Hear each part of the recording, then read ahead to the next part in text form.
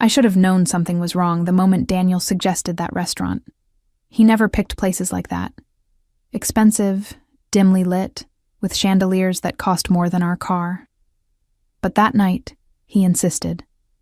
Said we needed to talk somewhere nice. Somewhere we could finally fix things. I wanted to believe him. God, how desperately I wanted to believe that maybe, just maybe, we could salvage what was left of our marriage. The drive to downtown Chicago felt longer than usual. Daniel kept his eyes on the road, his jaw tight, that muscle in his cheek twitching the way it always did when he was hiding something. I watched him from the passenger seat, studying the man I'd married 5 years ago, wondering when exactly he'd become this stranger sitting next to me. His fingers drummed against the steering wheel, a nervous habit he'd developed over the past few months. Everything about him screamed tension, but I told myself it was just the stress of our failing relationship. When we arrived, the valet took our car, and Daniel placed his hand on the small of my back, guiding me inside. That touch used to make me feel safe. Now it just felt like performance, like he was playing the role of attentive husband for an invisible audience. The restaurant was stunning. Marble floors, velvet chairs, tables set with crystal glasses that caught the light like diamonds. This was the kind of place where Chicago's elite came to see and be seen, where business deals were made over 30-year-old scotch and rare steaks. Our table was in the middle of the dining room, surprisingly exposed for someone who'd been acting so paranoid lately. I would have expected Daniel to request something more private, tucked away in a corner. But he seemed almost resigned as we sat down, like a man walking to his own execution. The waiter appeared immediately, reciting specials in a practiced tone that suggested he'd given this speech 1,000 times. Daniel ordered wine without asking what I wanted. Another small thing. But these days, it was the small things that cut the deepest. I tried to make conversation as we waited for our drinks. Asked him about work, about the project he'd mentioned last week, about anything that might feel normal. But his answers were clipped, distracted.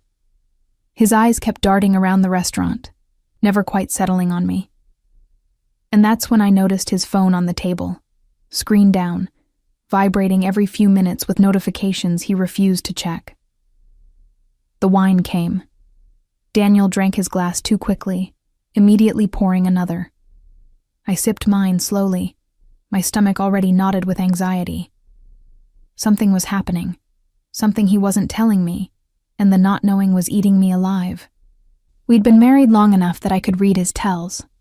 The way he touched his collar when he was nervous, how he cleared his throat before lying, the fake smile he wore when he was trying to convince me everything was fine. Our appetizers arrived, but neither of us touched them. The silence between us grew heavier, more suffocating. Around us, the restaurant hummed with the quiet conversations of wealthy patrons, the soft clink of silverware on china, the occasional burst of laughter from a nearby table. We sat in our own bubble of tension, two people who'd run out of things to say to each other months ago. I was about to break the silence when his phone buzzed again. This time, I saw the screen light up before he could flip it over. Just for a second, but it was enough. A message preview from someone named Marco. Boss is asking about tonight.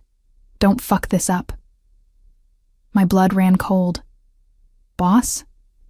What boss? Daniel worked in finance, in an office with fluorescent lights and motivational posters. He didn't have a boss who sent messages like that. Before I could stop myself, I reached across the table and grabbed his phone. Daniel's hand shot out, but I was faster, pulling it into my lap and unlocking it with the passcode I'd memorized months ago, when I first started suspecting something was wrong. His face went white as I scrolled through his messages, through conversations with people I'd never heard of, with references to money, deliveries, payments that made no sense. Olivia, give me the phone. His voice was low, urgent, but I ignored him. There were dozens of messages, all cryptic, all clearly part of something he'd been hiding from me.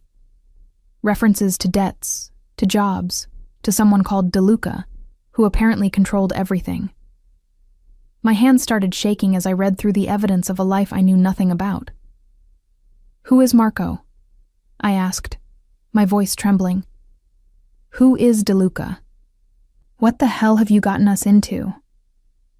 Daniel leaned forward, his elbows on the table, his voice dropping to an angry whisper.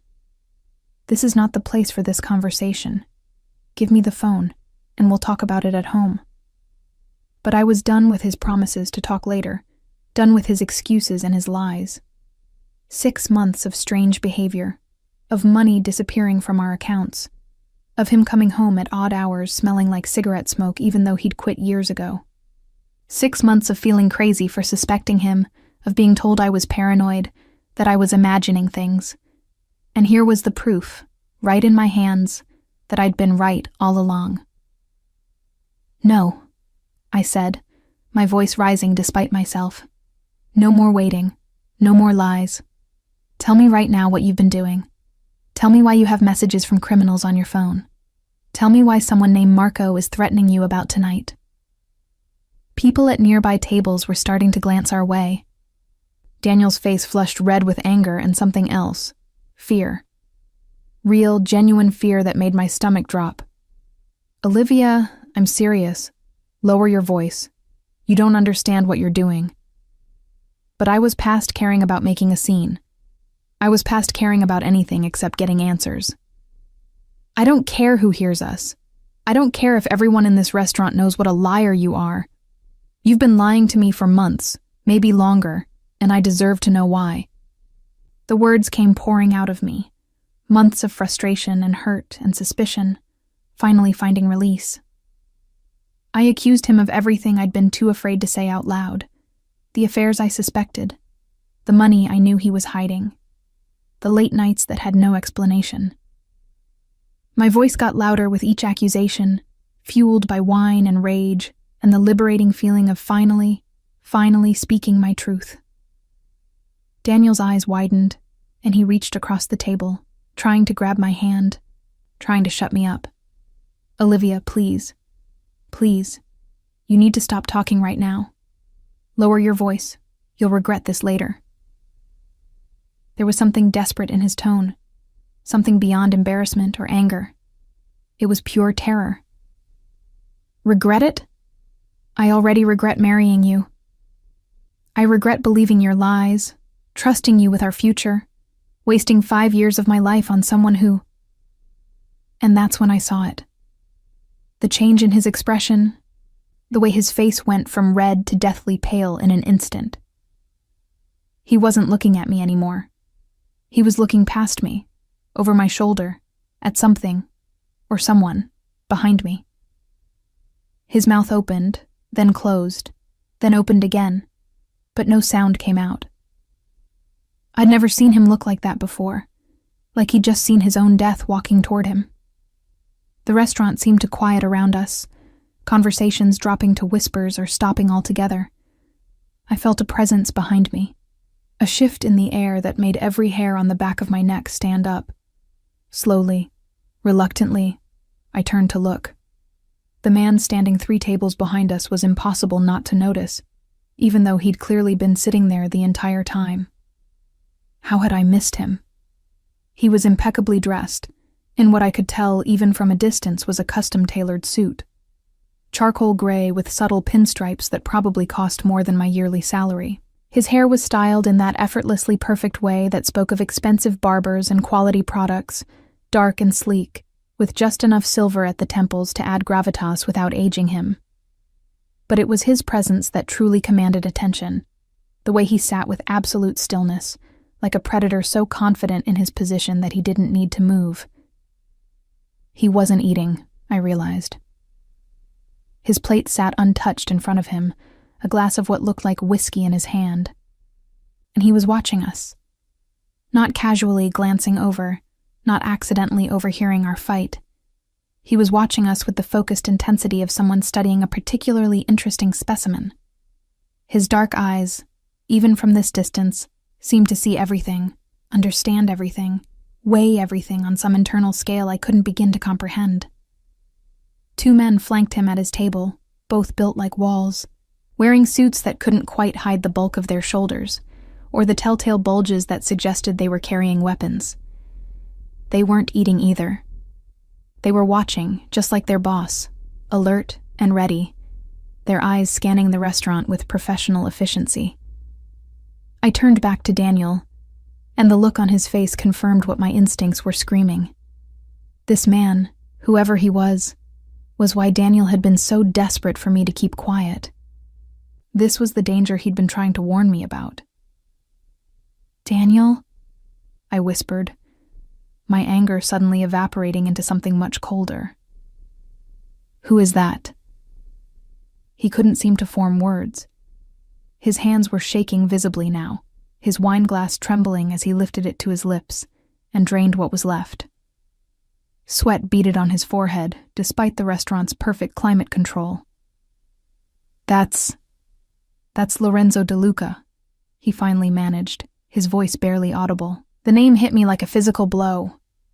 Lorenzo De Luca. Even I knew that name, and I didn't follow organized crime or read those kinds of news stories.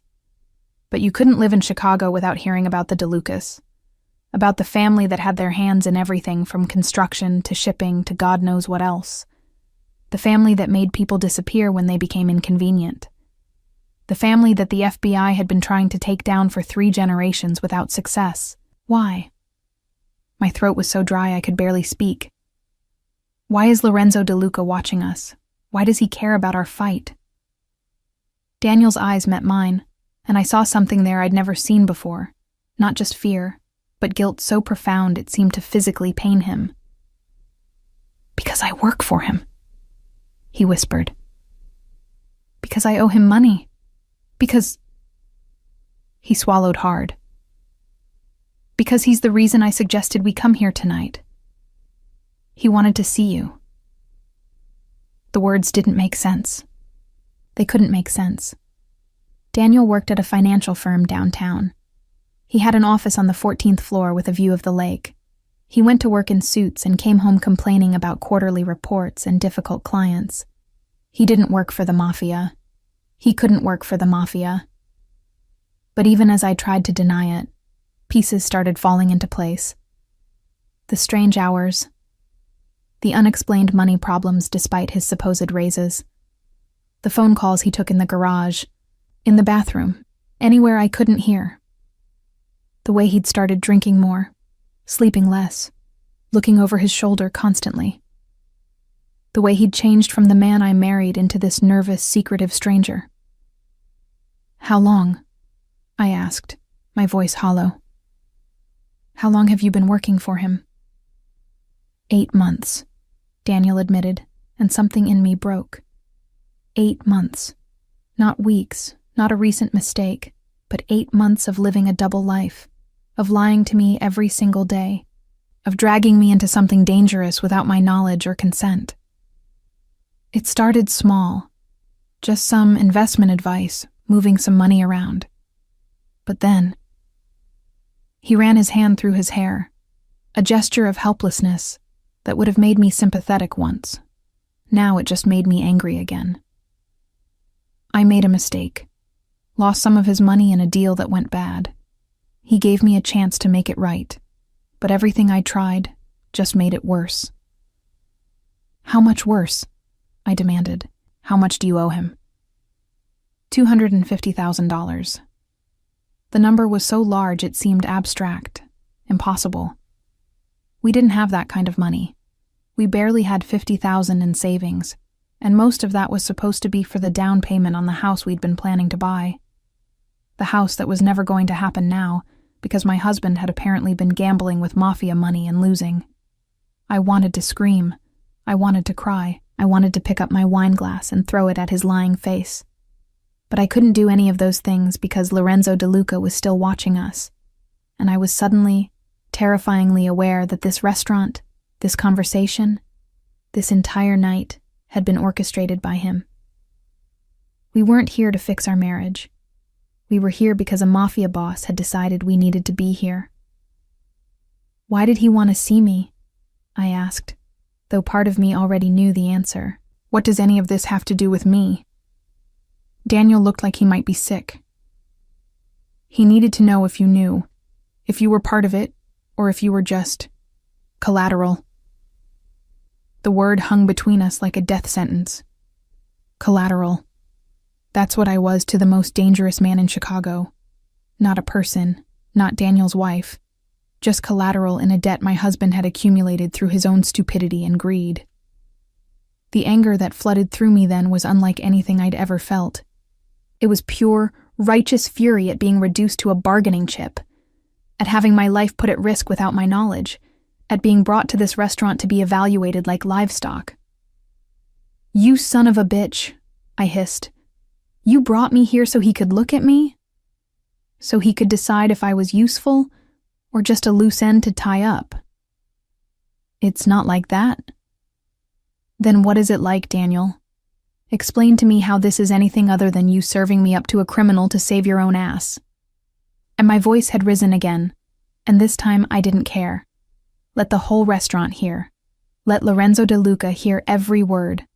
I was done being quiet, done being manageable, done playing along with Daniel's plans that only ever seemed to benefit him. And that's when it happened. Lorenzo De Luca stood up. The movement was graceful, unhurried, but it commanded absolute attention. Conversations died mid-sentence. Even the waiters seemed to freeze in place.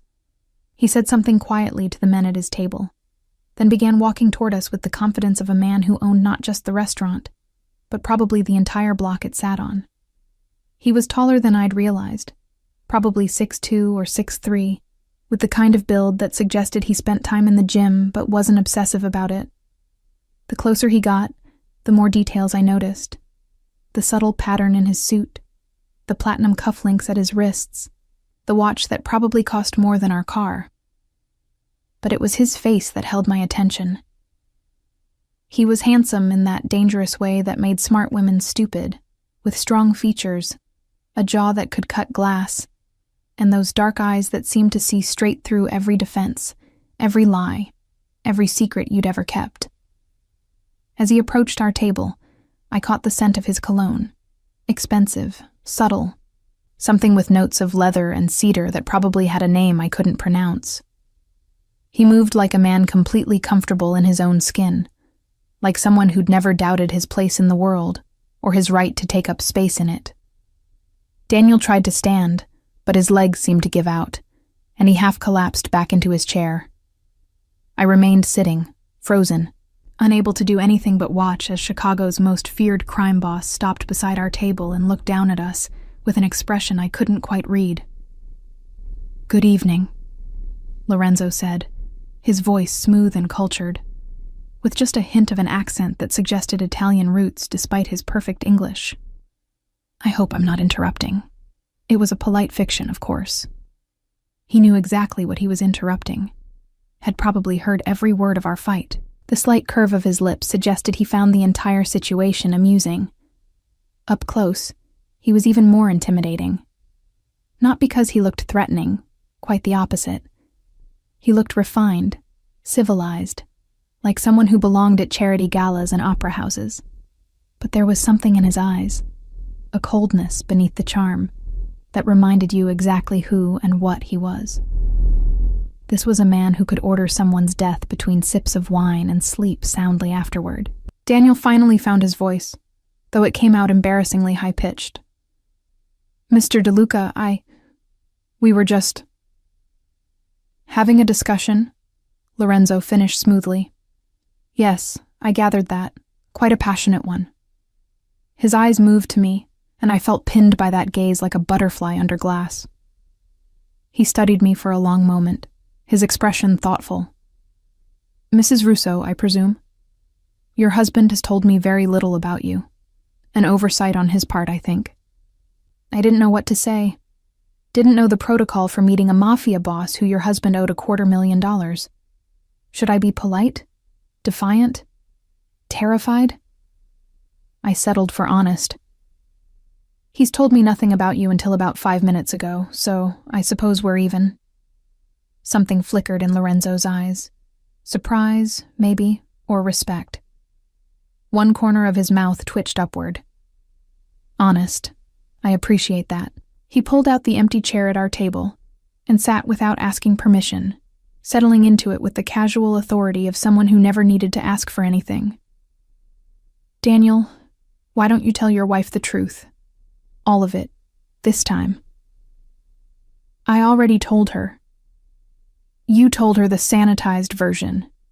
The one where you're just a victim of circumstance, where bad luck and poor judgment got you into this mess. Lorenzo's voice remained pleasant, but there was steel underneath. Tell her what you actually did. Tell her about the offshore accounts you set up without my permission. Tell her about the money you skimmed, thinking I wouldn't notice. Tell her about the deal you tried to make with the Bianchis behind my back. Each revelation hit me like a physical blow. Daniel had gone pale again, his mouth opening and closing soundlessly. The Bianchis. Even I knew that name. The rival family that had been trying to muscle in on DeLuca territory for years. Daniel hadn't just made a mistake with Lorenzo's money. He'd actively betrayed him, tried to play both sides, thought he was smart enough to outmaneuver the most powerful crime family in Chicago. You idiot, I breathed, staring at my husband with something beyond anger now. This was horror, pure and simple. You didn't just lose his money. You tried to steal from him. You tried to make deals with his enemies. I looked at Lorenzo, understanding dawning with sickening clarity. That's why we're here. That's why you wanted to see me. You're trying to figure out if I was part of it. Very perceptive, Lorenzo acknowledged. Though I must admit, watching your reaction to these revelations, listening to your fight earlier, I believe I have my answer. You knew nothing about any of this. You're as much a victim of your husband's stupidity as I am. He turned his attention back to Daniel with an expression of mild disappointment. You put your wife in danger, Daniel. You brought her into this world without her knowledge, without preparing her, without even giving her a choice. That shows a profound lack of respect. I was trying to protect her, Daniel protested weakly. I didn't want her involved in any of this. Protection? Lorenzo's voice hardened. You call lies and secrecy protection? You call dragging her to a restaurant where my men are positioned, where the Bianchis have someone watching through the window, where every conversation could be recorded. You call that protection?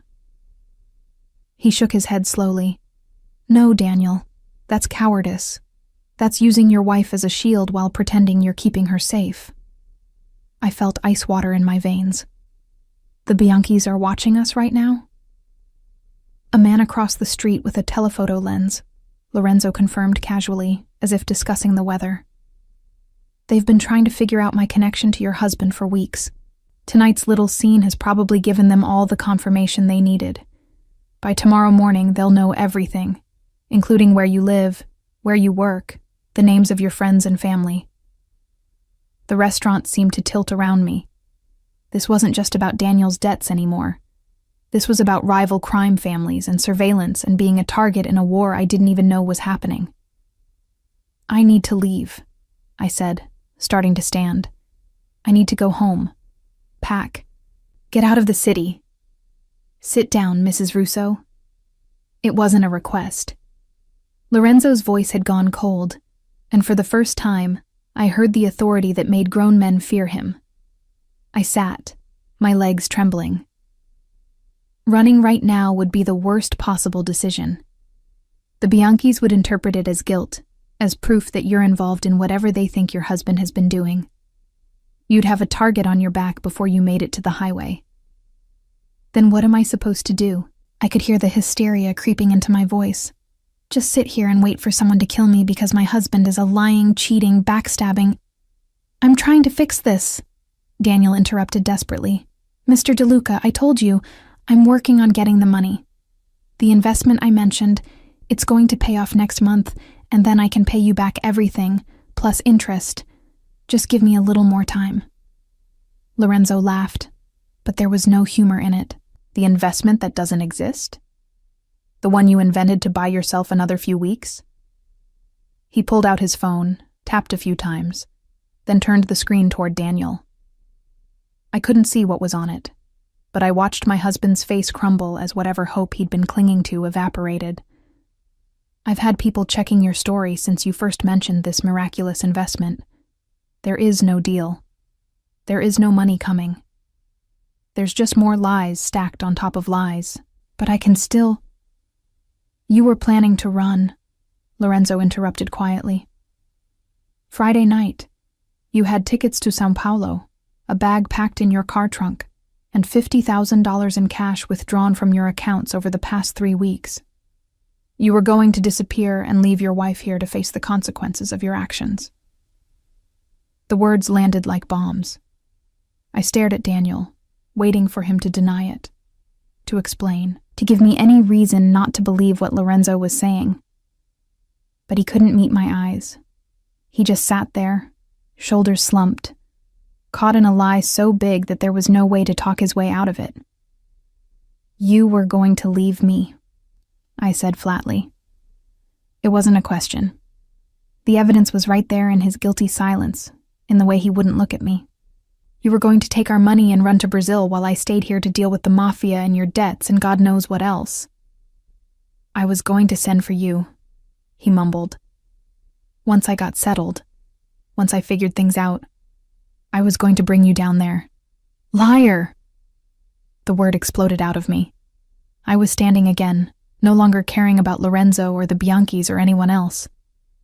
You're still lying. Even now, even with everything exposed, you can't stop lying.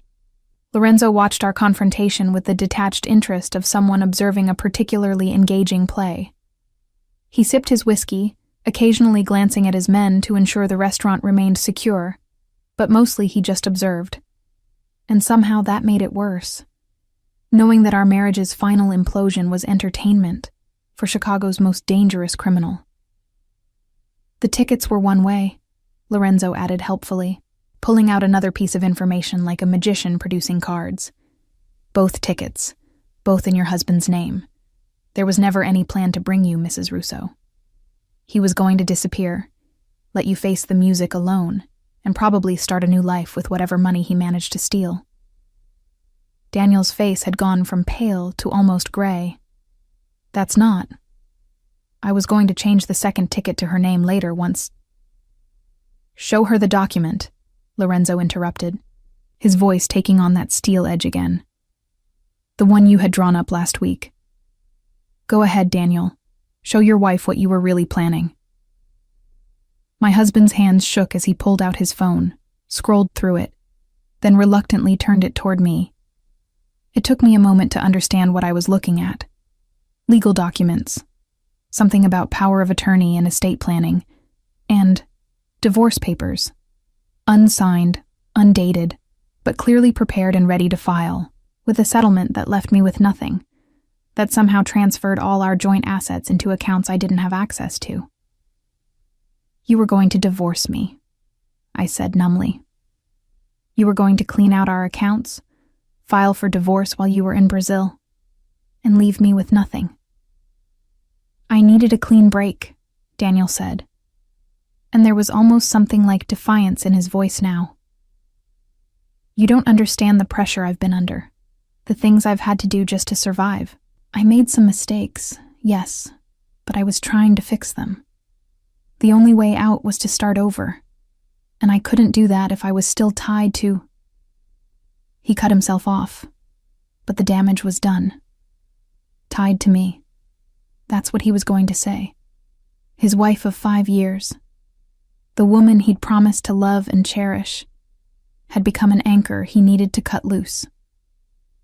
I sat back down slowly, feeling like all the air had been knocked out of my lungs. This wasn't just betrayal. This was systematic. Planned abandonment. Every smile over the past few months, every "I love you," every promise that things would get better, all of it had been a performance while he prepared his exit strategy. How long have you been planning this? I asked quietly. How long have you been lying to my face while plotting to leave me with nothing? Daniel wouldn't answer, but Lorenzo did. 3 months, since he realized the Bianchis knew about his attempted double-dealing, and the situation became too dangerous to handle. He's been slowly moving assets, making arrangements, preparing his escape while telling you everything was fine. 3 months. 90 days of living with someone who was actively planning to destroy my life. 90 days of being the fool who believed her husband's promises. The worst part was how good he'd been at it. There had been moments, even recently, where I'd thought maybe we were turning a corner. Little gestures of affection, surprise dinners, talks about our future. All of it calculated to keep me complacent while he built his exit. "I think I'm going to be sick," I managed, and I wasn't sure if I was speaking literally or metaphorically. My stomach churned with a mixture of rage and nausea and betrayal so profound it felt physical. Lorenzo signaled to a waiter, who appeared instantly with a glass of water. "Drink," he commanded, and I did, grateful for something to do with my shaking hands. He waited until I'd taken several sips before continuing. "Now you understand why we're having this conversation. Not because I'm cruel, but because you needed to know the truth. All of it. No more comfortable lies." "What happens now?" I asked, my voice barely above a whisper. "To me, I mean, what happens to me?" "That depends," Lorenzo said thoughtfully. He leaned back in his chair, studying me with those dark, calculating eyes. "Your husband owes me $250,000 that he doesn't have and never will have. He's also betrayed my trust, attempted to work with my enemies, and generally proven himself to be a liability I cannot afford. The Bianchis believe you're involved in his schemes, which makes you a target. And as of about 3 minutes ago, when I confirmed Daniel was planning to abandon you, you became significantly more interesting to me." I didn't like the way he said, "interesting." It suggested I'd gone from being irrelevant collateral to being something else, though I wasn't sure what. "Interesting how?" "You're innocent," Lorenzo said simply. "Genuinely innocent, not just technically. You didn't know about your husband's activities, didn't benefit from his crimes, didn't participate in his plans. That's actually quite rare in my experience. Usually, the wives know something, even if they pretend they don't." "I should have known," I said bitterly. "The signs were all there. I wanted to believe him." "Love makes us stupid," Lorenzo observed, not unkindly. "It makes us ignore evidence, rationalize behavior, accept explanations that don't quite add up. Your husband exploited that. He used your trust against you." He paused, then added, "But that's not your fault.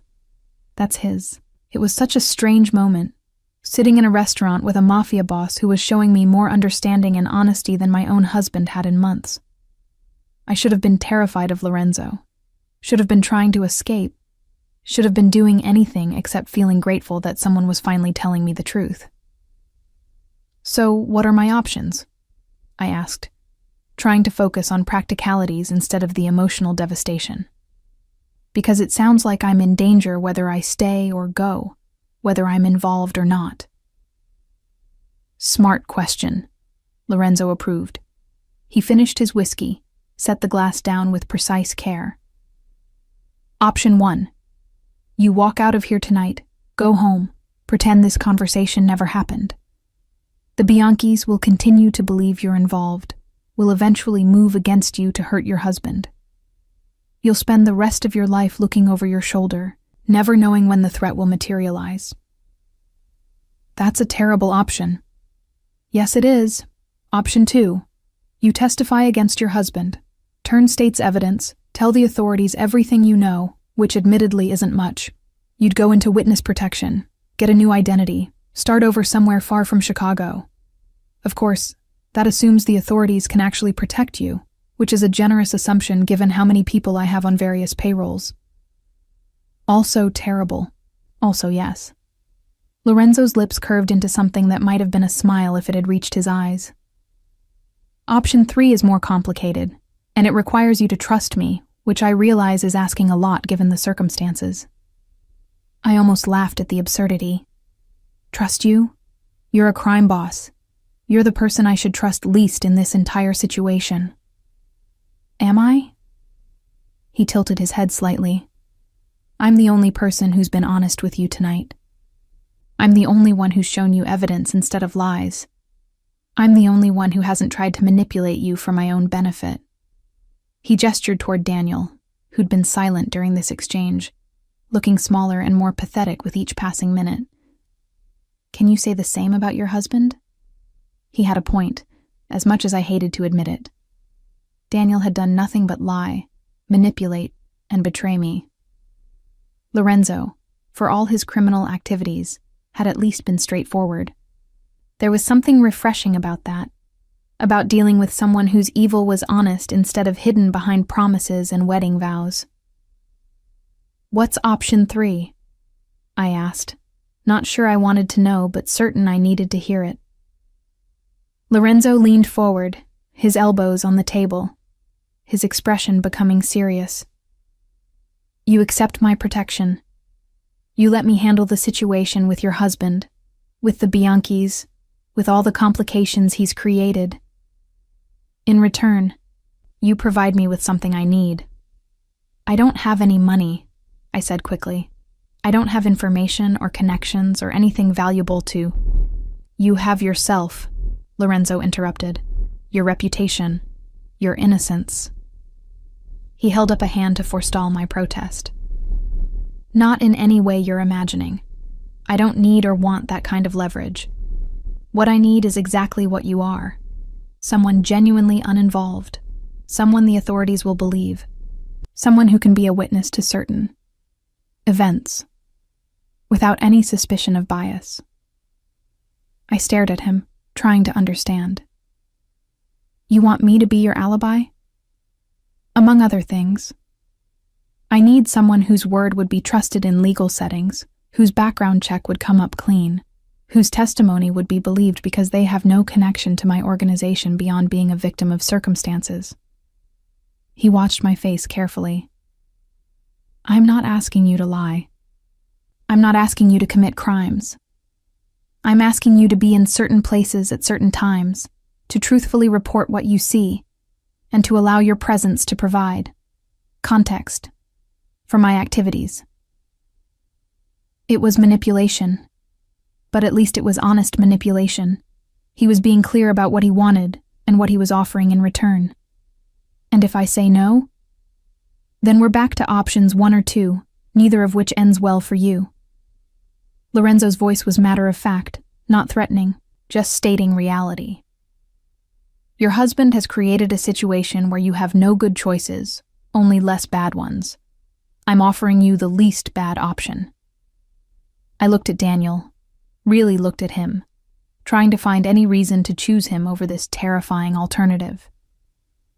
He stared back at me with desperate, pleading eyes, and I waited for him to say something, to offer some solution, to prove that he was worth fighting for despite everything he'd done.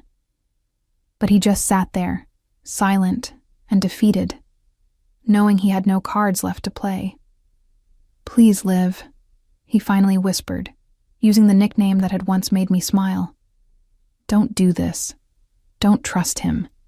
He's a monster. Whatever he's offering, it's a trap. As opposed to the trap you set for me, I shot back. The one where you were going to leave me to face your enemies alone while you started a new life in South America. That kind of trap? I was trying to protect myself, Daniel admitted, and at least that was honest. I made mistakes. I panicked. And yes, I was going to run. But we're married, Liv. For better or worse. You can't just abandon me for him. The hypocrisy was breathtaking. He'd been planning to abandon me, had literally bought plane tickets and drawn up divorce papers.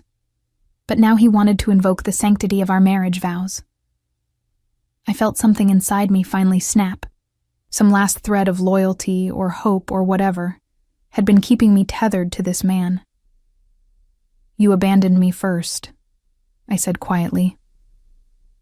8 months ago, when you started working for criminals without telling me. 3 months ago, when you started planning your escape. Tonight, when you brought me here to be evaluated by the Mafia like livestock. Every single one of those moments, you chose yourself over us.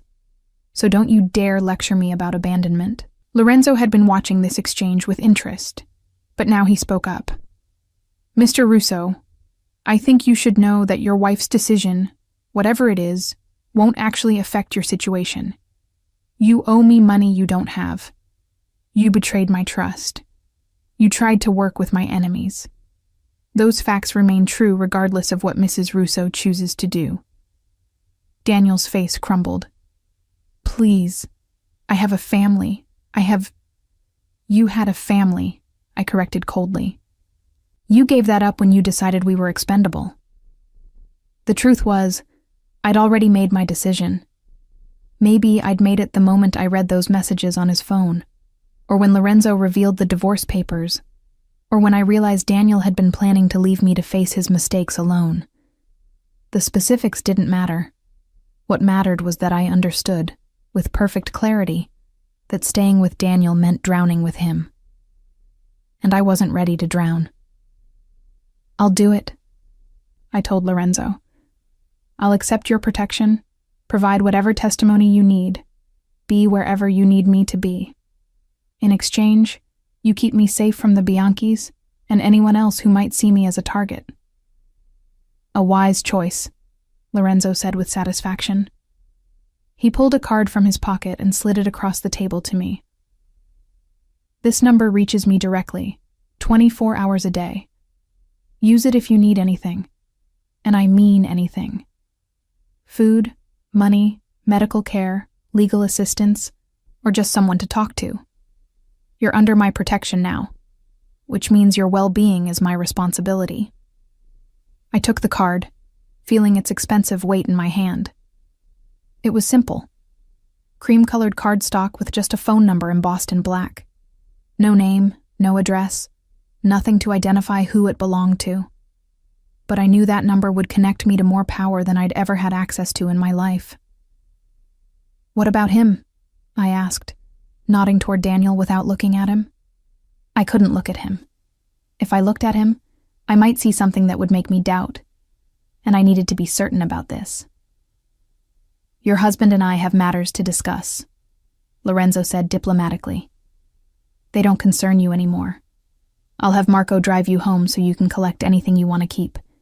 Tomorrow, you'll move to a secure location while we sort out the complications. You won't go back to your old life, Mrs. Russo. That life ended tonight. It should have been terrifying. It should have felt like a loss. Instead, I felt lighter than I had in months, like I'd been carrying a weight I hadn't even realized was crushing me. I understand, I said. When do we? Now. Lorenzo stood, and immediately his 2 men were there, flanking him. One of them, Marco, I assumed, offered me his arm like a gentleman helping a lady from her seat. Say goodbye to your husband if you wish, or don't. It's your choice. I stood on shaky legs, gathering my purse, my phone, the remnants of my dignity. I should say something, I thought. Some final words to mark the end of 5 years of marriage. But what was there to say? Everything important had already been said, and anything else would just be performative. Daniel grabbed my hand as I started to walk away. Liv, please. Don't leave me with him. You don't know what he'll do to me. I looked down at his hand on mine. The hand that had slipped a wedding ring on my finger 5 years ago. That had held mine during our vows. That had touched me with what I'd believed was love. I pulled away gently, but firmly. You should have thought about that before you lied to me, before you betrayed me, before you planned to abandon me. I met his eyes one last time. Goodbye, Daniel. I hope you find what you were looking for in Brazil. His face went slack with shock as he realized I'd known about São Paulo, that Lorenzo had told me everything. Then Marco's hand was on my elbow, guiding me away from the table, away from my husband, away from the wreckage of my marriage. As we walked through the restaurant, I was aware of every eye on us. The other diners had watched the entire drama unfold, had seen me align myself with Lorenzo De Luca, had witnessed me choosing the Mafia over my husband. Tomorrow, this story would be all over Chicago society. I'd be notorious, talked about, judged. I discovered I didn't care. We passed Lorenzo's table and he fell into step beside me. "You handled that well," he observed. "Better than most people would in your situation." "I don't feel like I handled anything well," I admitted. "I feel like I'm in shock and operating on autopilot." "That's normal. The shock will wear off. Probably tonight once you're somewhere safe and the adrenaline fades. When it does, call me if you need to." His voice softened slightly. "This wasn't an easy choice you made. Don't let anyone tell you otherwise." We reached the restaurant's entrance. A sleek black car waited at the curb. Probably cost more than my first apartment. Marco opened the back door, but before I got in, I turned to Lorenzo. "Can I ask you something?" "Of course." "Why did you do this? Why expose Daniel's plans? You could have just dealt with him, without involving me. Why tell me everything?" Lorenzo considered the question for a moment, his expression unreadable. "Because you deserve to know the truth. Because leaving you ignorant would have been its own kind of cruelty. And because..." He paused, then continued quietly. "Because someone should have protected you. And since your husband wouldn't do it, I decided I would." It was possibly the most unexpected thing he could have said. This man, this criminal, this person I should fear above all others, had shown me more consideration than my own husband. The irony wasn't lost on me. "Thank you," I said, meaning it. "Don't thank me yet," Lorenzo replied with a slight smile. "We haven't sorted out the difficult parts, but you're welcome." He nodded toward the car. "Marco will take care of you. Get some rest tonight. Tomorrow we'll start dealing with the practicalities." I slid into the car's leather interior, and Marco closed the door behind me. Through the tinted window, I watched Lorenzo return to the restaurant, probably to have whatever conversation awaited Daniel. Part of me wondered what would happen in that conversation, what consequences my husband would face. But mostly, I felt nothing. The man I'd married had died somewhere in the past 8 months, replaced by a stranger who'd been willing to sacrifice me to save himself. The car pulled away from the restaurant, and I watched the building recede in the side mirror until it disappeared around a corner. Marco drove in silence, giving me space to process everything that had just happened. I appreciated that. I wasn't ready for conversation, wasn't ready to examine too closely what I'd just done. My phone buzzed. Daniel, of course. Multiple messages, increasingly desperate. I turned it off without reading them. Whatever he had to say didn't matter anymore. He'd had months to be honest with me, months to include me in his decisions, months to treat me like a partner instead of an obstacle to be managed. He'd chosen to lie instead, and now he'd have to live with the consequences. We drove through Chicago's nighttime streets, past restaurants and bars where normal people were having normal evenings, unaware that their city was controlled by men like Lorenzo De Luca. I'd been one of those oblivious people just hours ago. Now, I was on the inside, seeing the mechanisms that ran underneath the surface. It should have scared me. Instead, I felt strangely calm, like I'd finally stopped fighting a current and allowed it to carry me where it would. Marco pulled up to my apartment building, a modest place in Lincoln Park that Daniel and I had rented 3 years ago. "Take your time," he said, the first words he'd spoken since we left the restaurant. "I'll wait here. Pack whatever you need, but travel light. We'll arrange for the rest to be moved later." I nodded and got out, my legs still unsteady as I walked to the entrance. The building felt different somehow, like I was seeing it for the last time. Which I was, I realized. Lorenzo had been clear. I wouldn't be coming back here, wouldn't be returning to this life. Everything was about to change. The apartment was exactly as we'd left it. Daniel's jacket on the back of the couch. Dishes in the sink from breakfast. The remains of our ordinary life, frozen in time. I walked through the rooms like a ghost, touching familiar objects, saying goodbye to a version of myself that had believed her biggest problem was a troubled marriage. In the bedroom, I pulled out a suitcase and began packing mechanically. Clothes, toiletries, my laptop, the few pieces of jewelry that had been my grandmother's. I paused at my wedding ring, staring at the simple gold band that had symbolized promises we'd both broken. Him through lies, me through leaving. After a moment's hesitation, I pulled it off and set it on the dresser. I wouldn't need it where I was going. As I packed, my mind kept returning to Lorenzo's words. Someone should have protected you. The statement had been so matter-of-fact, as if protection was something I deserved, something I should have had all along. Daniel had always framed his lies as protection. I didn't want to worry you. I was handling it. I was trying to keep you safe. But real protection, I was beginning to understand, looked different. Real protection involved honesty, even when the truth was hard. My phone was still off, but I could imagine Daniel's messages. Probably apologizing, promising to fix everything, swearing he hadn't really been planning to leave me. More lies stacked on top of lies. He'd never learned that sometimes the truth, however painful, was better than comfortable deception. I found myself wondering what would happen to him. Lorenzo had been vague about consequences, but I wasn't naive. Men like Lorenzo De Luca didn't forgive betrayal, didn't accept excuses about pressure and mistakes. Daniel had played a dangerous game with people who took games seriously, and he'd lost. Whatever came next for him would probably not be pleasant. I waited for guilt to arrive, for some feeling of remorse about abandoning my husband in his time of need. But it didn't come. Instead, I felt an odd sense of justice. Daniel had been willing to leave me to face his consequences alone. Now he'd get to experience what that felt like. It wasn't revenge exactly. More like balance. The universe correcting itself.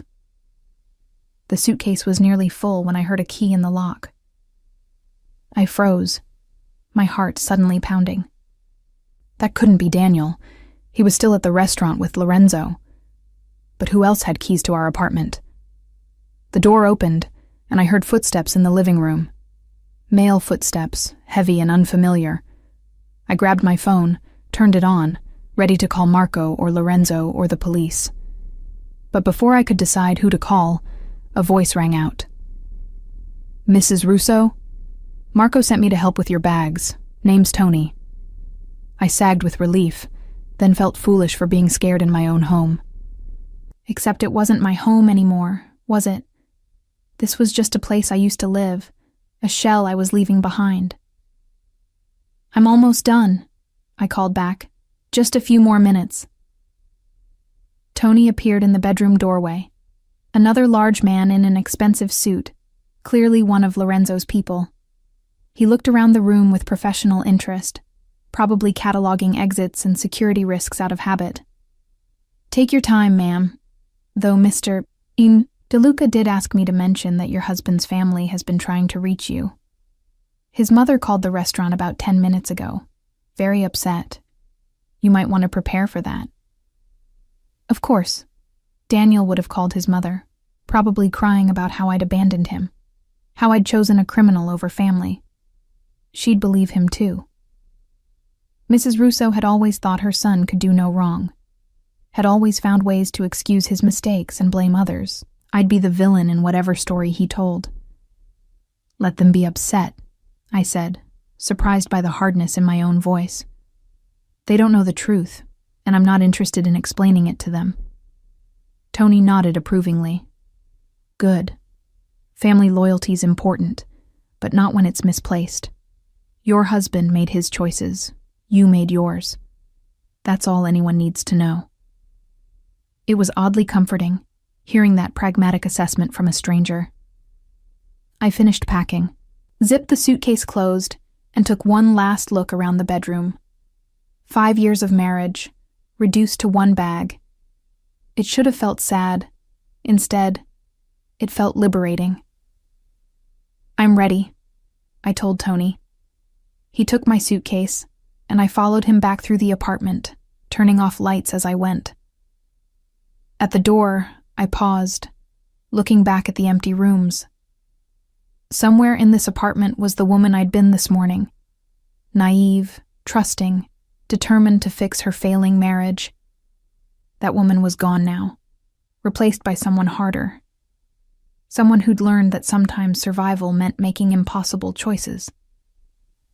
"Goodbye," I whispered to the empty apartment. To my old life. To the person I'd been. Then I stepped into the hallway and closed the door behind me. Marco was waiting by the car, and between him and Tony, they had my suitcase loaded in seconds. I slid back into the leather seats, and we pulled away from the curb. I didn't look back this time. There was no point. Everything I was leaving behind was already lost. I'd just finally accepted it. "Where are we going?" I asked Marco. "Safe house in the suburbs," he replied. "Nice place, quiet neighborhood, completely secure. You'll stay there until Mr. DeLuca sorts out the situation with the Bianchis. Could be a few days, could be a few weeks. Depends on how complicated things get." "And then what?" Marco glanced at me in the rearview mirror. "Then you start over, ma'am. New apartment, new routine, new life. Mr. DeLuca will help with all that. He's good at fresh starts." I leaned back against the seat, letting the car's motion lull me. The shock was starting to wear off, just like Lorenzo had predicted, and underneath it was exhaustion so profound I could barely keep my eyes open. It had been the longest night of my life, and it wasn't even midnight yet. "Can I ask you something?" I said to Marco. "Sure." "Do you think I made the right choice, accepting Lorenzo's protection?" Marco was quiet for a moment, considering. "I think you made the only choice that gave you a chance at survival," he finally said. "Your husband burned your life down around you. You can't put out a fire by standing in it. Sometimes you gotta get clear, let it burn, and start fresh once the smoke clears." It was simple wisdom, but it helped. I hadn't betrayed Daniel. He'd betrayed himself, betrayed us, betrayed everything we'd built together. I'd just refused to burn with him. That wasn't weakness or disloyalty. That was self-preservation. My phone buzzed again. I'd forgotten to turn it back off. More messages from Daniel, increasingly frantic. One caught my eye despite my intention to ignore them all. "They're taking me somewhere. Please, Liv. Don't let them kill me. I'm sorry. I'm so sorry." I stared at the message for a long moment, then deleted it without responding. Not out of cruelty, but out of acceptance. Daniel had made his choices, and they'd led him here. I couldn't save him, couldn't fix this, couldn't make it better. All I could do was save myself and let him face whatever consequences came. The car merged onto the highway, heading north toward the suburbs. Through the window, I watched Chicago's skyline recede into the distance. All those lights representing lives, stories, people going about their business unaware of the drama playing out in their midst. Tomorrow, I'd be one of them again. Just another person living in the city, trying to build a life. But I'd know what they didn't. How quickly everything could fall apart. How easily trust could be betrayed. How sometimes the monsters were the people you slept next to every night. "Almost there," Marco said, pulling off the highway onto a tree-lined street. Nice houses, well-maintained lawns, the kind of neighborhood where people raised families and barbecued on weekends. We pulled into the driveway of a modest 2-story house, nothing flashy or suspicious. Perfect camouflage. Inside, the house was furnished simply but comfortably. Marco showed me around. Living room, kitchen, bedroom, bathroom. Everything I'd need for an indefinite stay. There's food in the fridge, more in the pantry. Security system is armed, cameras on all entrances. Tony will be in the guest house out back if you need anything. Otherwise, you've got privacy. Thank you, I said. For everything. For driving me. For being kind. For not judging.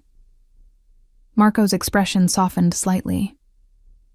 Mrs. Russo, I've been with Mr. DeLuca for 15 years. I've seen a lot of situations like yours. People caught up in things they didn't choose, paying for someone else's mistakes. He doesn't offer protection lightly. If he says he'll keep you safe, he means it. You made the right call trusting him. After Marco left, I stood in the quiet house, feeling the weight of the day finally settle on my shoulders. I should probably cry, I thought. Should probably have some kind of emotional breakdown about my marriage ending, my life imploding, everything changing in the space of one dinner. But the tears wouldn't come. Instead, I felt a strange crystalline clarity. I'd survived. That was what mattered. I'd walked out of that restaurant alive, aware, free from the lies that had been choking me. Yes, I'd aligned myself with a criminal. Yes, I'd abandoned my husband to his fate. Yes, I'd crossed lines I never imagined crossing. But I was alive, and I was free. And after months of feeling trapped in a marriage built on deception, that freedom felt like oxygen after drowning. I took a long shower, washing away the evening's tension, then climbed into bed in an unfamiliar room in an unfamiliar house, starting an unfamiliar life. Tomorrow I'd figure out what came next. Tomorrow, I'd deal with the practicalities of divorce and debt and whatever role Lorenzo needed me to play. Tomorrow, I'd start rebuilding. Tonight, I just closed my eyes and let sleep take me, knowing that whatever else happened, I'd finally stopped being Daniel's victim and started being my own person. And in the darkness of that safe house, in the quiet of that suburban night, I felt something I hadn't felt in 8 months. Peace. I woke to sunlight streaming through unfamiliar curtains, and for a few disoriented seconds, I couldn't remember where I was. Then it all came rushing back. The restaurant, Daniel's betrayal, Lorenzo's offer, the choice I'd made. I sat up slowly, my body aching like I'd been in a physical fight instead of just an emotional one. The clock on the nightstand read 9:30. I'd slept nearly 10 hours, my exhausted mind finally shutting down after months of stress and one catastrophic evening. My phone sat on the nightstand where I'd left it, and I picked it up reluctantly. 63 missed calls, over 100 text messages, voicemails from numbers I recognized and numbers I didn't. I scrolled through them with detached curiosity, like I was reading about someone else's life. Daniel's mother, hysterical and accusatory. Daniel's brother, demanding I call him immediately. My own sister, confused and worried after someone, probably Daniel's family, had called her with some version of events. Friends, acquaintances, even my old college roommate who I hadn't spoken to in 3 years, all suddenly very interested in my life. I deleted them all without listening or reading. Whatever versions of the story were circulating, whatever lies Daniel had told or truths he'd revealed, none of it mattered. These people didn't know what I'd been through, didn't understand the impossible position I'd been in, didn't deserve explanations I didn't have the energy to give. There was only one message I read carefully, from Lorenzo, sent at 2 a.m. You're safe. That's what matters. Take today to rest. Tomorrow we'll talk about next steps. If you need anything, call. Simple, direct, honest. Everything Daniel's communication had never been. I found myself staring at that message longer than I should have, trying to reconcile the man who'd sent it with everything I knew about Lorenzo DeLuca. He was a criminal, responsible for God knows what kinds of violence and corruption. But he'd also been the only person yesterday who'd treated me with genuine respect, who'd given me real choices instead of manipulation disguised as protection. A knock on the bedroom door startled me. "Mrs. Russo? I've got breakfast if you're hungry." Tony's voice, muffled but friendly. I pulled on the robe I'd found in the closet and opened the door. Tony stood there with a tray. Coffee, eggs, toast, fresh fruit. The smell made my stomach growl. I couldn't remember the last time I'd eaten. "Thank you," I said, taking the tray. "You didn't have to do this." "Mr. DeLuca's orders. He wants you comfortable, wants you taken care of." Tony hesitated, then added, "For what it's worth, ma'am. I've been doing this work for a long time. I've seen how the boss handles situations, how he treats people. You made the right call last night." It was the second time someone in Lorenzo's organization had told me that, and I realized it wasn't just reassurance. They genuinely believed it. These men, who worked in a world of violence and moral ambiguity, had a clearer sense of right and wrong in this situation than my own husband had. I ate breakfast slowly, savoring the normalcy of it. Coffee, eggs, toast, simple things that felt grounding after a night of chaos. Through the window, I could see the quiet suburban street, people heading to work, kids waiting for school buses. Life continuing normally for everyone except me. But maybe that was the point.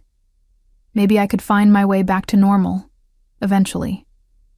A different normal, certainly, but normal nonetheless. My phone rang, an unknown number. I almost didn't answer, but something made me pick up. "Hello?" "Mrs. Russo, it's Marco. Mr. DeLuca asked me to check in, see if you need anything." "I'm fine. Tony brought breakfast.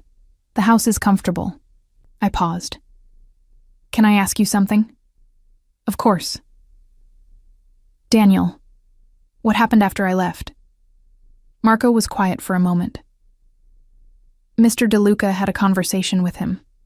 Explained the situation, made some things clear. Your husband is. He's being dealt with, but not in the way you're probably imagining. Mr. DeLuca doesn't believe in unnecessary violence. He prefers more creative solutions. What does that mean? It means your husband is alive and will stay that way as long as he cooperates. He's being relocated, let's say. Somewhere far from Chicago, far from you, with very specific instructions about his behavior going forward. He won't be a problem for you anymore. Relief and something darker, maybe satisfaction, flooded through me.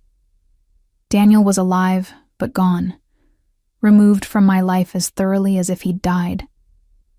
The man who'd planned to abandon me had been abandoned himself, exiled to whatever life Lorenzo had arranged. There was a poetic justice in that. "And the Bianchis?" I asked. "Being handled. Mr. DeLuca is making it clear that you're under his protection, that you were never involved in your husband's activities. They'll back off. They're not stupid enough to challenge him over someone who's genuinely innocent." It all sounded too easy, too neat. But I was learning that in Lorenzo's world, power solved problems efficiently.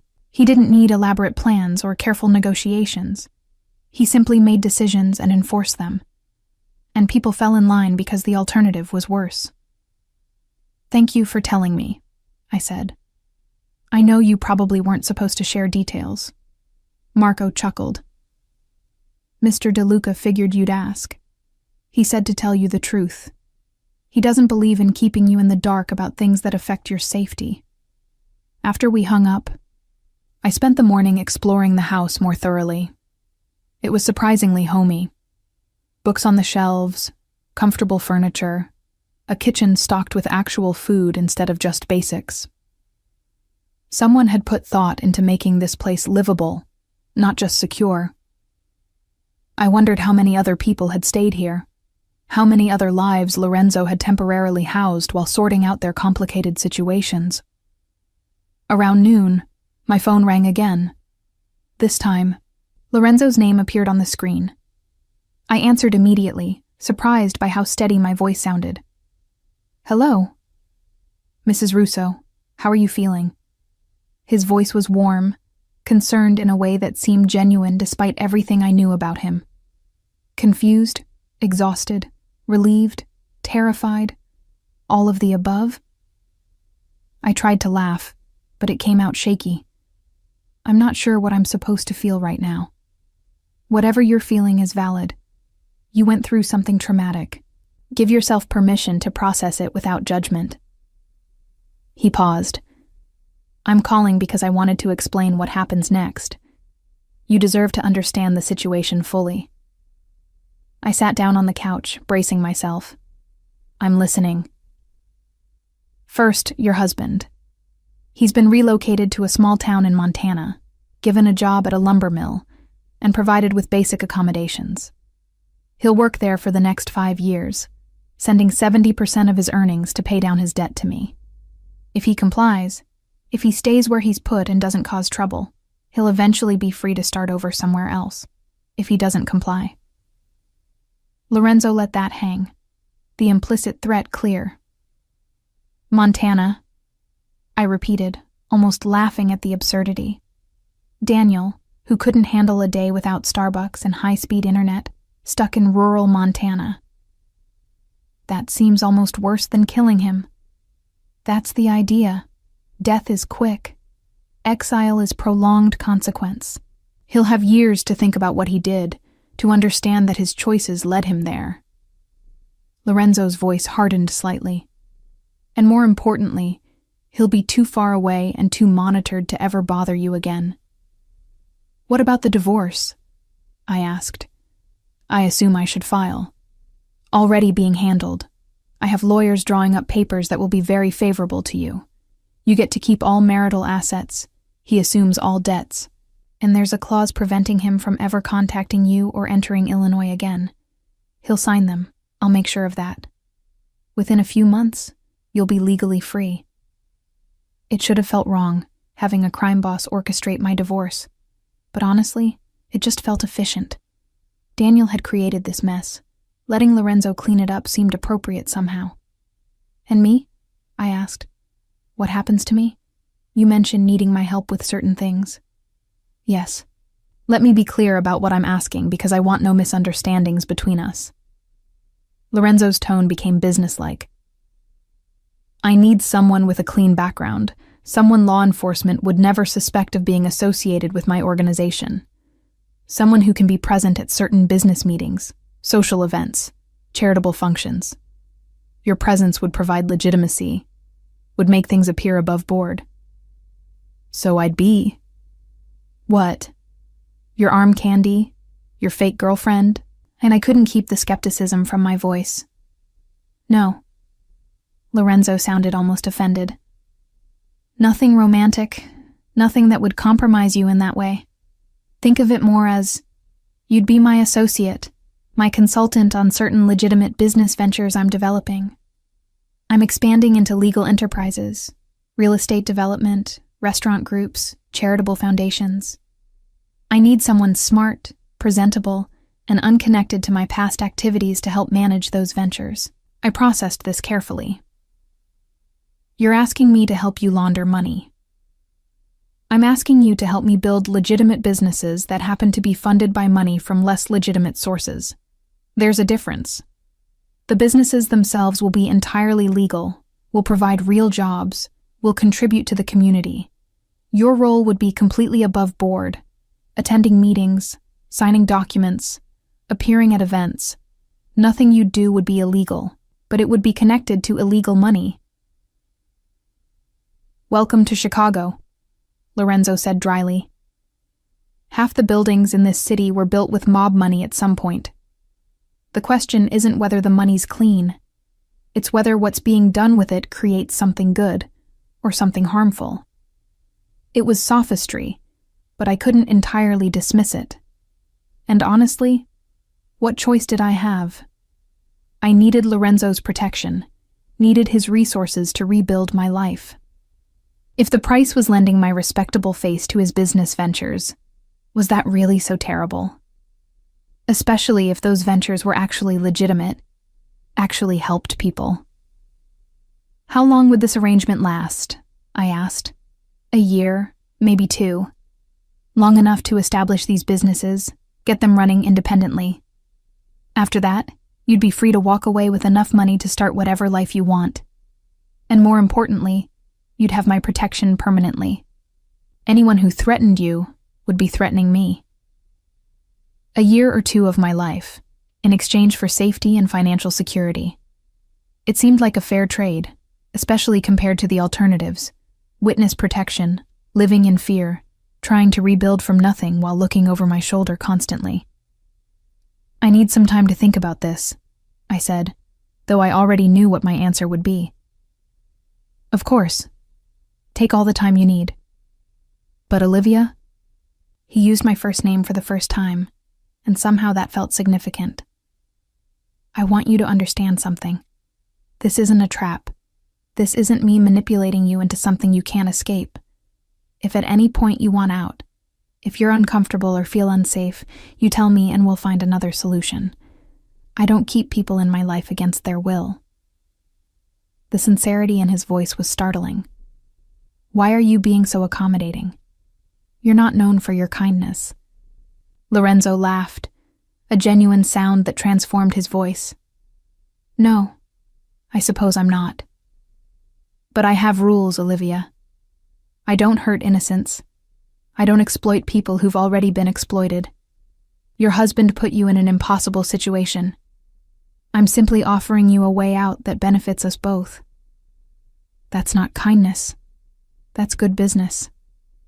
And if I say no, then I'll still protect you from the Bianchis, still help you with the divorce, still make sure you're safe. You'll just have to rebuild on your own instead of with my resources. The protection isn't conditional on your cooperation. You've earned that by being dragged into this mess unwillingly. I found myself believing him, which was probably dangerous. But everything he'd done so far had been exactly what he'd promised. Honest, direct, protective. He'd shown me more integrity in one night than Daniel had in 5 years of marriage. I'll have an answer for you tomorrow, I said finally. That's all I ask. In the meantime, rest. Read a book, watch television, take a long bath. Let yourself recover from last night. He paused. And Olivia? You're stronger than you think. You walked away from a burning building last night. Not everyone has that kind of courage. After we hung up, I sat in the quiet house, turning over everything he'd said.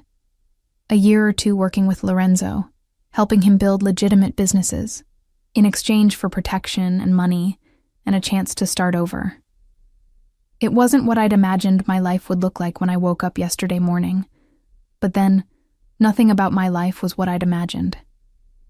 I thought about Daniel, stuck in Montana, chopping wood, or whatever one did at lumber mills. Part of me felt sorry for him. He'd made mistakes, yes, but the punishment seemed severe. Then I remembered the divorce papers he'd prepared, the plane tickets to Brazil, the plan to leave me with nothing while he started fresh. My sympathy evaporated. He'd chosen to save himself at my expense. Lorenzo was simply letting him experience what that felt like. And me? I was choosing to save myself too. Not by running, not by hiding, but by accepting help from an unlikely source and rebuilding from there. Maybe it made me no better than Daniel, aligning with criminals to protect my interests. Or maybe it made me a survivor who'd learned that morality was more complicated than I'd been taught. I spent the rest of the day in quiet contemplation, letting the events of the previous night settle into something I could understand and accept. By evening, I'd made my decision. I called Lorenzo back. "I'll do it," I said when he answered. "I'll work with you, help with your businesses, play whatever role you need me to play. On one condition. Name it. You're honest with me. Always. I don't care how ugly the truth is. I want to know what I'm involved in, what risks I'm taking, what you're really doing. No more lies. No more protection through ignorance. If I'm going to be part of your world, I need to see it clearly." There was a long pause. Then Lorenzo said quietly, "That's a dangerous request, Olivia. Some things, once you know them, you can't unknow. I spent 8 months married to a man I didn't really know, living a life based on lies. I'd rather face ugly truths than comfortable deceptions. Can you promise me that?" Another pause. "Yes, I can promise you that. Complete honesty, even when it's uncomfortable. You'll know exactly what you're part of, exactly what risks you're taking. And if you ever want out, you just say the word. Then we have a deal. Welcome to my organization, Olivia. I think this is going to be the beginning of an interesting partnership." After we hung up, I felt something I hadn't felt in months: hope. Not for the life I'd lost, but for the life I was about to build. It would be complicated, probably dangerous, definitely unconventional.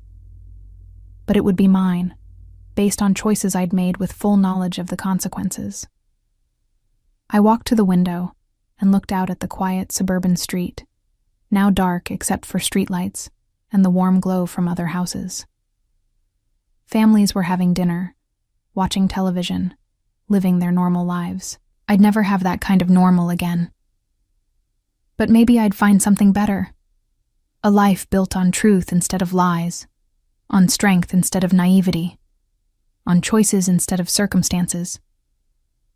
Daniel had tried to drag me down with him when his world collapsed. Instead, I'd found a different path, one I never could have imagined. Tomorrow, that path would begin in earnest. Tonight, I stood in the safe house Lorenzo had provided, feeling more like myself than I had in years. The woman who'd walked into that restaurant last night, desperate to save her marriage, willing to overlook red flags, ready to forgive anything, was gone. In her place stood someone harder, wiser, more willing to make difficult choices. Someone who understood that survival sometimes meant aligning with devils you could see instead of trusting angels who turned out to be demons in disguise. I pulled out Lorenzo's card, running my thumb over the embossed numbers.